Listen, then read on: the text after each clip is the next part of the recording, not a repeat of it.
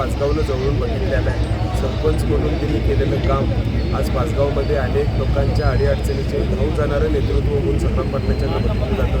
एक युवा नेतृत्व या जिल्ह्यानं किंवा पाचगावनं बघितल्याचं मला विश्वास आहे की समाजकारणामध्ये त्यांचं कुटुंबानं अनेक वेळा लोकांच्या मदतीला धावून जाण्याचं काम केलेलं आहे. विश्वासानं लोक या निवडणुकीमध्ये त्यांना ताकद गावच्या सर्व नागरिकांना एवढंच विनंती करतो. आज सतेज पाटील साहेबांच्या माध्यमातून या गावामध्ये जे गाव मागलं त्या माध्यमातून गावाला मदत देण्याचा प्रयत्न आदरणीय पाटील साहेबांनी केला. गावानं नेहमीच साहेबांना तळ आता फोडावानी जपायचं काम केलं. त्या पद्धतीनं संग्राम पाटलांना देखील तळ आता फोडावानी जपायचं काम आपल्या पाचगावनं केलेलं आहे आणि पाचगाव नेहमी खऱ्याच्या मागं उभं राहतं आणि हीच ताकद आज संग्राम पाटील आणि आमच्या पवाळकर वहिनींच्या मागं पाचगाव निश्चितपणे उभा करतो. पाचगावमधून उत्स्फूर्त प्रतिसाद हा खऱ्या अर्थानं आमच्या दोन्ही उमेदवारांना जिल्हा परिषद आणि पंचायत समिती पाचगावमध्ये संग्राम पाटील असतील किंवा पवाळकर वहिनी असतील त्यांना खऱ्या अर्थानं मिळतोय.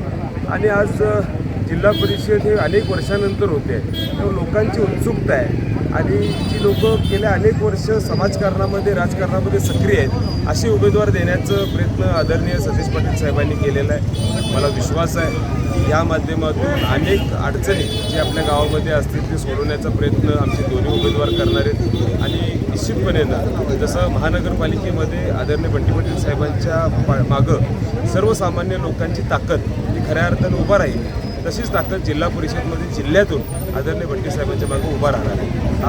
आजच्या प्रचार रॅलीवरनं आपल्याला निश्चितपणे जाणवं आता ती समजू शकत समोरची जी काय आज सरकारमध्ये सत्तेमध्ये बसलेली लोक आहेत ते अपप्रचार करण्यामध्ये पाहिजे. त्यामुळे मला वाटते जेवढा अपप्रचार ते करतील तेवढी काँग्रेस अजून ताकदीनं उभा राहण्याचं काम करणार आहे आणि विश्वास आहे लोकांच्या आधारमुळं लोकांच्या ताकदीमुळं काँग्रेस पक्ष पुन्हा एकदा आज जिल्हा परिषदमध्ये देखील पुढे येईल आणि या राज्यामध्ये लोकांच्या मनामध्ये काँग्रेस पक्ष गेले अनेक वर्ष जो इतिहास आपण बघतो अनेक योजना या राज्यामध्ये आणि देशामध्ये चालू झाल्या ते काँग्रेस पक्षाच्या वतीनं चालू झाल्या.